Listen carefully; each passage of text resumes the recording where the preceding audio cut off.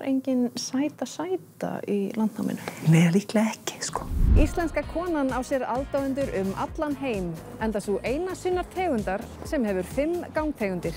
Þekkir þú einhverjar konur? Margar konur. Já, ég þekki konur. Já, hana til dæmis, já. En þú? Hana? Já, bara sikkvara konuna. Samkvæmt Landnámabók var Hallveig Fróðadóttir fyrsta konan sem bjó á Íslandi, en hún er ein af rúmlega 50 konum sem nefndar eru á nafn í þessari gulnuðu skræðu.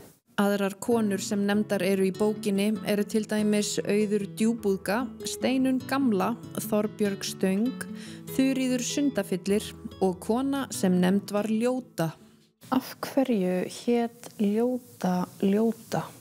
Ég held hún hafi ekkert verið ljót, sko. Ég held að ljót komi af ljós. Já, byrja. Við erum að bóka saman. Ó, já, hvísla. Nei, endilega halda áfram bara, kannski aðeins læra. Af því hún var líklega ljósarð. Og ljós yfirleitum. Svolítið fögur, líklega. Alls ekki ljót. En var engin sæta í landnáminu? Nei, líklega ekki, sko.